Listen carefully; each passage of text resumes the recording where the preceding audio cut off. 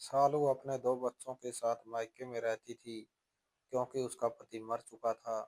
दीपावली की रात को उसका भाई राजू और भाभी दामिनी अपने बच्चों को लेकर बाजार गई और हजारों की शॉपिंग करके आई। जब वह लौटे तो सालू ने भाई से कहा कि मुझे 2,000 रुपये चाहिए। बच्चों के जूते टूटे हुए हैं और कल दिवाली है।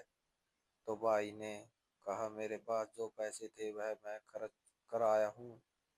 दिवाली के दिन सारे बच्चे नए कपड़े पहनकर त्योहार मना रहे थे और सालू के बच्चे पुराने कपड़े पहने उदास बैठे थे। सालू ने बच्चों को पूजा के लिए मंदिर भेजा तो बच्चे उन पर हंसने लगे और जब वह घर पहुंच लौटे तो सामने उनकी, भैया मुझे 2,000 रुपये चाहिए। बच्चों के जूते टूट गई है, कल दिवाली है, कपड़ों का तो जैसे तैसे गुजारा कर लूंगी, बच्चे पुराने ही पहन लेंगे, लेकिन टूटे हुए जूते कैसे पहनेंगे। मुझे 2,000 रुपये दे दीजिए ताकि मैं बच्चों के नए जूते खरीद सकूं। सालू ने बहुत विनती के साथ अपने भाई राजू के सामने 2,000 के लिए हाथ जोड़े तो राजू के माथे पर बल पड़ गई। वह चिढ़कर बोला कि मेरे पास जो पैसे थे वह मैं खर्च कर आया हूँ। तुम्हें पता तो है मैं अभी अभी बच्चों को शॉपिंग करवा कर लौटा हूँ। मेरे पास तो 1 रुपया भी नहीं बचा। जो जूते टूटे हुए हैं उन्हीं को ठीक करवा कर पहना दो, वरना मैं दामिनी से कह देता हूँ वह हमारे बच्चों के पुराने जूते तुम्हारे बच्चों को दे देगी। वैसे भी तुम्हारे बच्चों के नए जूतों से मेरे बच्चों के पुराने जूते ज्यादा कीमती और महंगे होते हैं। राजू के स्वर में घमंड और बेरुख साफ झलक रही थी।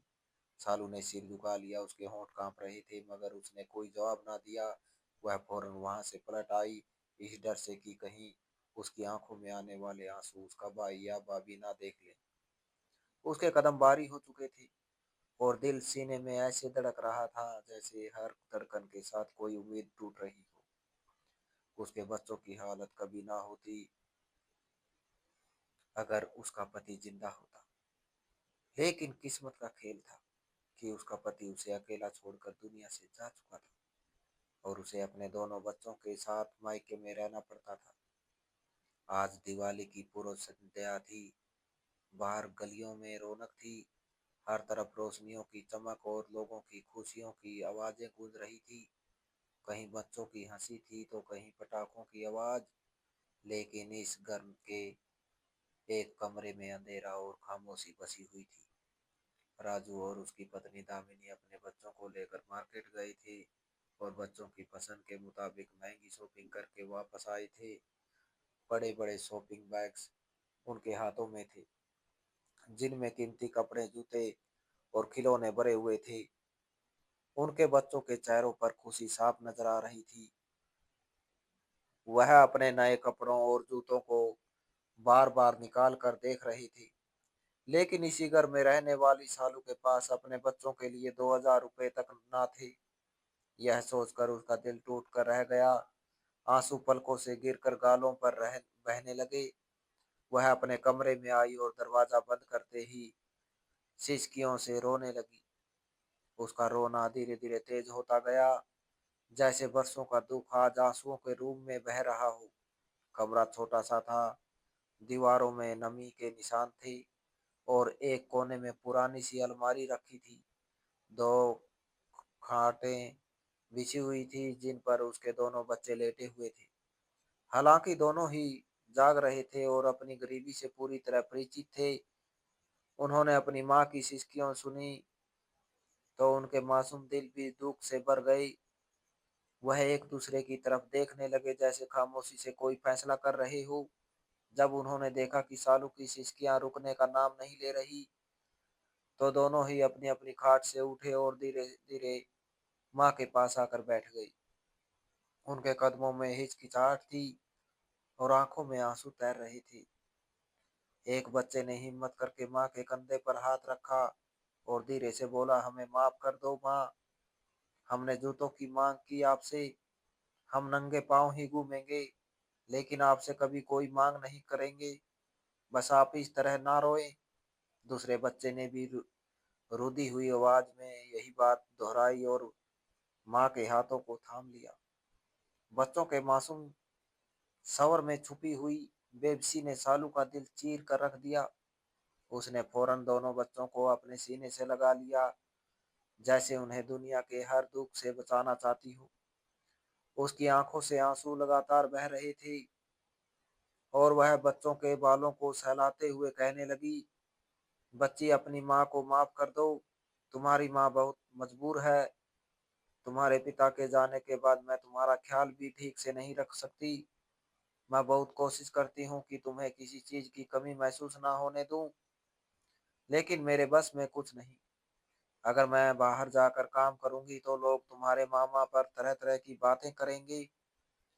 कहीं ऐसा ना हो कि हमारे सिर से ये छत भी छिन जाए, और अगर इसी घर में पड़ी रहूं तो हम दूसरों के टुकड़ों पर पलने पर मजबूर हैं। यही हमारी मजबूरी है। सालू एक बार फिर बिलक बिलक कर रोने लगी। उसकी आवाज में ऐसा दर्द था जो किसी के भी दिल को चीर दे। बच्चों ने बेबसी से एक दूसरे की तरफ देखा और फिर अपनी माँ के गले लग गई। वह खुद भी रो रहे थे, लेकिन अपनी माँ को दिलासा देने की कोशिश कर रहे थे। उनके नन्हे हाथ माँ के आंसू पोंछने की नाकाम कोशिश कर रहे थे। कमरे में तीनों की सिसकियों की आवाज गूंज रही थी। बाहर त्योहार की खुशियां थी और अंदर गरीबी और बेबसी का शोक। सालू के दिल में एक ही ख्याल बार बार आ रहा था कि काश उसका पति जिंदा होता तो आज उसके बच्चे इस तरह वंचित ना होते। वो अपने बच्चों के चेहरों को देखती तो और भी टूट जाती। बच्चों ने भी दिल ही दिल में फैसला कर लिया था कि वह कभी अपनी माँ से कोई इच्छा जाहिर नहीं करेंगे। उनकी मासूम इच्छाएं वक्त से पहले ही दम तोड़ चुकी थी। उसने अपने आंसू पोंछे और दिल को मजबूत करने की कोशिश की। वह जानती थी कि अगर वह खुद ही टूट जाएगी तो उसके बच्चों का सहारा कौन बनेगा।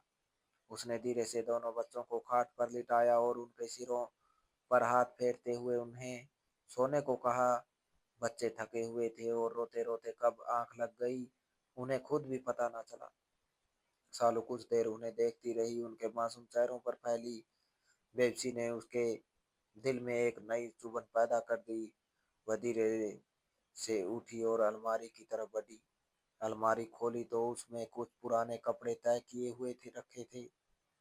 उसने एक एक करके सब कपड़े निकाले और ध्यान से देखने लगी कि कौन सा सूट सबसे बेहतर है जो पहनाया जाए, जो कल त्योहार के दिन बच्चों को पहनाया सके। बड़ी मुश्किल से उसे दो सूट ऐसे मिले जो थोड़े थोड़े कम खराब थे।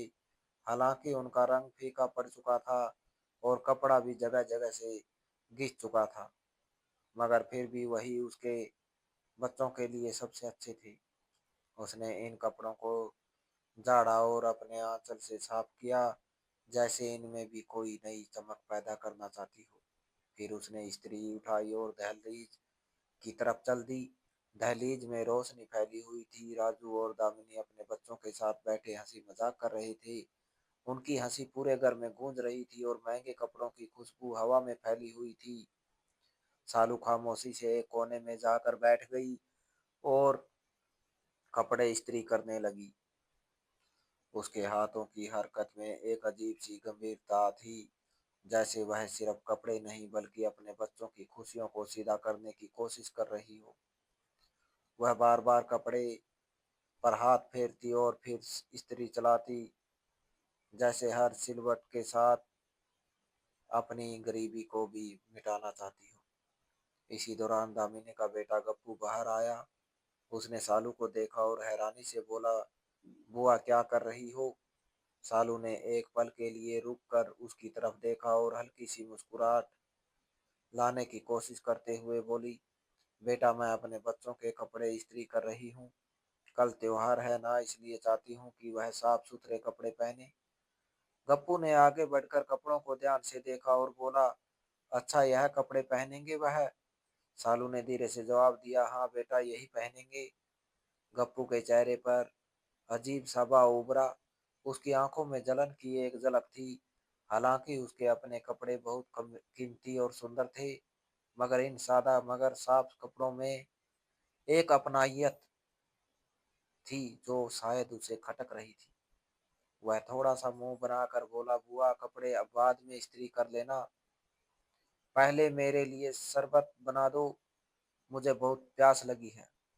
सालू ने एक पल के लिए स्त्री की तरफ देखा, फिर बच्चों के कपड़ों को सावधानी से साइड पर रखा और बोली, अच्छा बेटा अभी बना देती हूँ।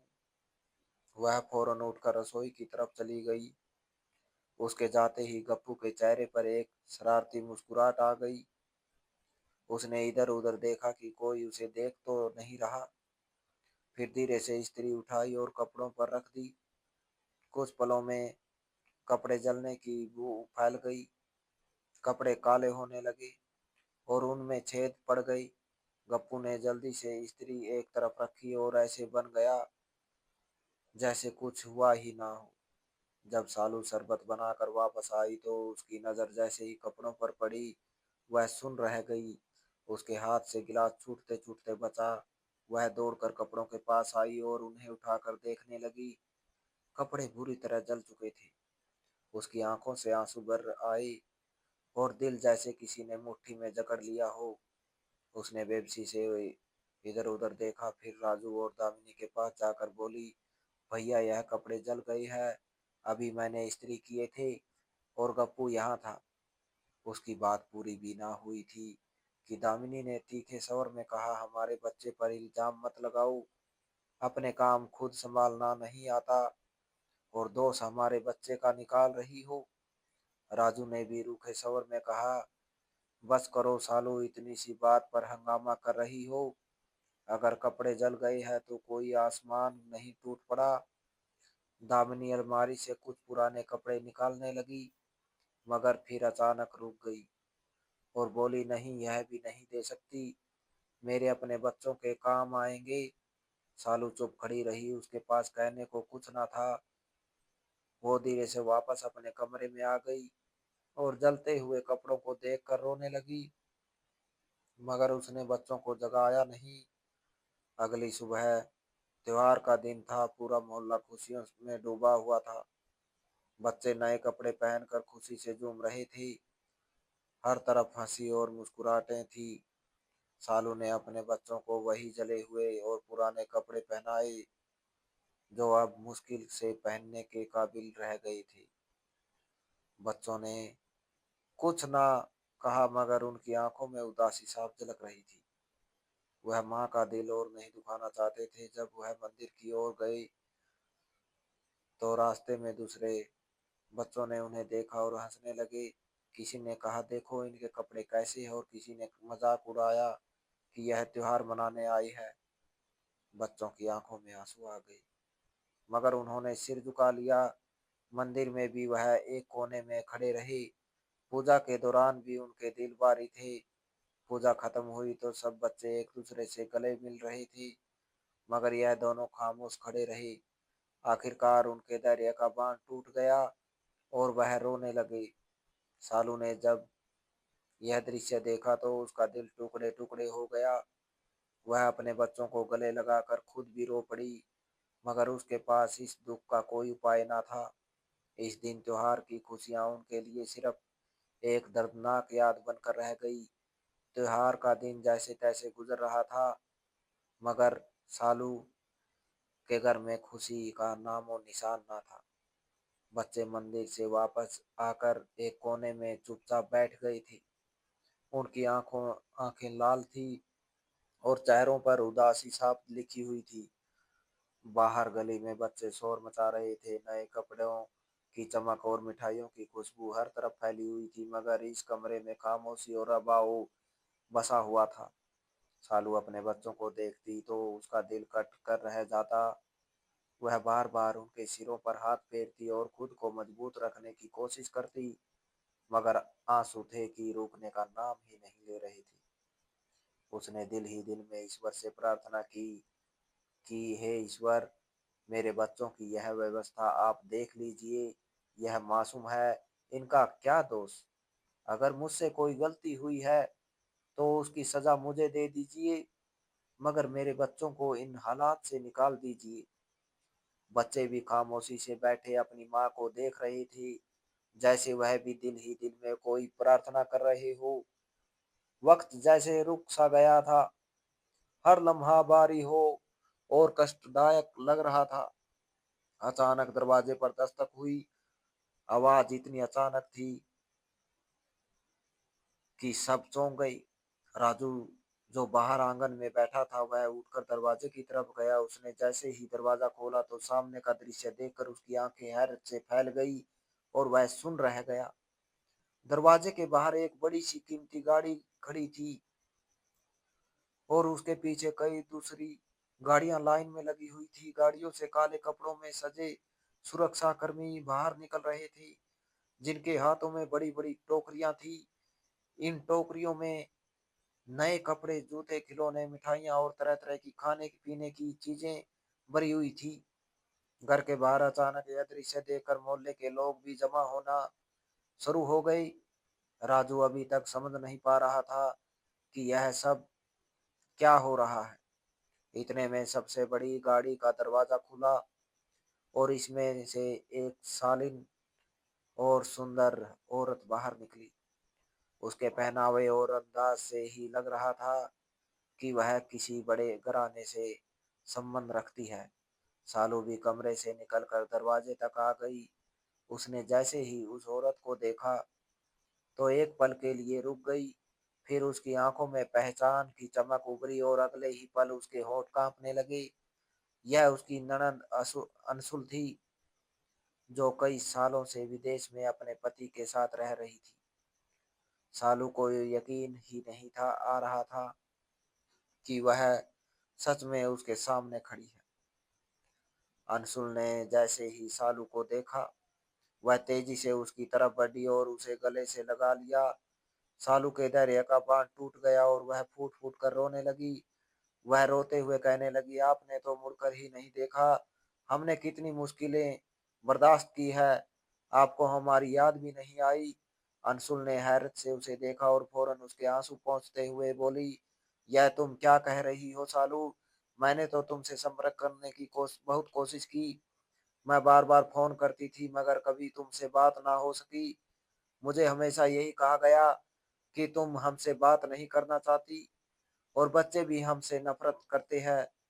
यह सुनकर सालू चौंक गई और उसकी नजरें फौरन दामिनी की तरफ उठ गई, जो एक तरफ खड़ी ये सब कुछ देख रही थी। उसके चेहरे का रंग उड़ चुका था। राजू भी यह सब सुनकर सन्न रह गया।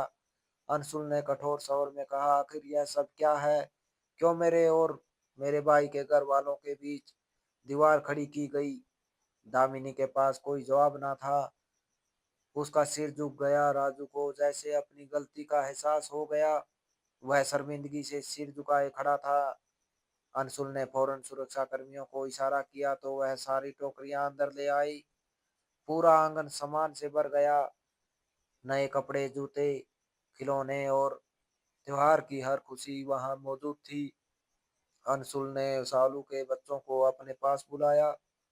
वह डरते डरते उसके पास आई तो उसने प्यार से उन्हें गले से लगा लिया और कहा, आज से तुम्हें किसी चीज की कमी नहीं होगी। तुम मेरे भाई की अमानत हो और अब मैं खुद तुम्हारी जिम्मेदारी लेती हूँ। बच्चों की आंखों में पहली बार खुशी की चमक आई। सालू यह सब देखकर ईश्वर का धन्यवाद करने लगी। उसकी प्रार्थनाएं सुन ली गई थी। राजू अपनी जगह खड़ा अपनी पत्नी के व्यवहार पर बहुत शर्मिंदा था और उसे अपनी गलतियों का गहराई से एहसास हो रहा था। उस दिन त्योहार की खुशियां वाकई इस घर में वापस आ गई थी और सालू के बच्चों के चेहरों पर वो मुस्कुराहट लौट आई थी जिसका वह बरसों से इंतजार कर रहे थे। अंशुल अंदर आई और उसने सालू और उसके बच्चों को हालात को करीब से देखा तो एक पल के लिए उसके कदम जैसे जमीन में जम गए। कमरे की नमी वाली दीवारें, पुराने फटे बिस्तर, बच्चों के जले हुए और पुराने कपड़े और उनके मासूम चेहरों पर छपी हुई बेबसी देखकर उसका दिल भर आया। उसे यकीन ही नहीं आ रहा था कि उसके अपने भाई के घर में उसकी भाभी और भतीजे इस हाल में जिंदगी गुजार रहे हैं। उसकी आंखों में आंसू आ गए और वह बेबसी में सालू के पास बैठी उसका हाथ थामने लगी। सालू की हालत देखकर वह बहुत दुखी हो गई। उसने प्यार से कहा कि तुमने यह सब अकेले कैसे बर्दाश्त किया, मुझे क्यों नहीं बताया। सालू रोते हुए बस यही सकी कि उसे कभी मौका ही नहीं दिया गया। अंशुल ने उसी पल फैसला कर लिया कि अब वह सालू और उसके बच्चों को इस हालत में नहीं रहने देगी। उसने फौरन उन्हें अपने साथ ले जाने का इरादा किया। शुरू में सालू हिचकिचाई, मगर अंशुल ने उसे विश्वास दिलाया कि अब वह उसके लिए माँ जैसी बनकर खड़ी रहेगी। कुछ ही दिनों में अंशुल ने शहर के एक अच्छे इलाके में एक साफ सुथरा और बड़ा घर ले लिया, जहां हर बुनियादी सुविधा मौजूद थी। बच्चों के लिए अलग कमरे, अच्छी रोशनी, साफ माहौल और एक सुरक्षित जिंदगी। बच्चों का एक अच्छे स्कूल में एडमिशन करवा दिया गया, जहां वह पहली बार शांति और आत्मविश्वास के साथ पढ़ने लगे। उनके चेहरों पर वह खुशी वापस आ गई जो वर्षों पहले कहीं खो गई थी। अंशुल ने सिर्फ यही नहीं किया, बल्कि उसने कई दुकानें खरीद कर बच्चों के नाम कर दी, ताकि हर महीने उनके लिए पक्की आमदनी आती रहे और वह कभी किसी पर निर्भर ना हो। उन दुकानों के ऊपर बने हुए हिस्से में ही सालू और उसके बच्चे रहने लगे, जहां उनकी जिंदगी इज्जत के साथ गुजरने लगी। सालू जो ज्यादा पढ़ी लिखी नहीं थी, इसके बावजूद अंशुल ने अपनी सिफारिश से उसे एक अच्छी जगह पर नौकरी दिलवा दी, जहां वह इज्जत के साथ काम करने लगी। शुरू में उसे डर था कि वह यह सब कैसे संभालेगी, मगर धीरे धीरे उसने खुद को संभाल लिया और अपने बच्चों के लिए मजबूत बन गई। अब ना वह किसी पर निर्भर थी और ना उसके बच्चों की आंखों में वह पुरानी उदासी बाकी थी। उनकी जिंदगी में सुकून आ चुका था। अंशुल अक्सर उनके पास आती और उनकी हर जरूरत का ख्याल रखती। सालू हर बार उसे देखकर दिल ही दिल में ईश्वर का धन्यवाद करती कि उसने उसकी प्रार्थना सुन ली। वक्त के साथ साथ उनके जख्म भरने लगे और जिंदगी आसान होती गई। वह दिन दूर हो चुके थे जब एक जोड़ी जूतों के लिए आंसू बहाने पड़ते थे। अब उनके पास सब कुछ था, मगर सबसे बढ़कर इज्जत और सुकून था। वाकई ईश्वर ने उन पर कृपा कर दी थी और उनकी परीक्षा के बाद उन्हें एक नई और अच्छी जिंदगी दे दी थी। तो दोस्तों, इस कहानी को लेकर आपकी क्या राय है, कमेंट बॉक्स में कमेंट करके जरूर बताएं। और अगर आपको हमारी आज की कहानी अच्छी लगी हो तो प्लीज इसे लाइक जरूर करें। अगर आपने अभी तक हमारे एसके की जुबानी 2.0 चैनल को सब्सक्राइब नहीं किया तो जरूर कर लीजिए। तो मिलते हैं ऐसी ही एक और मोटिवेशनल कहानी के साथ। Thanks for watching.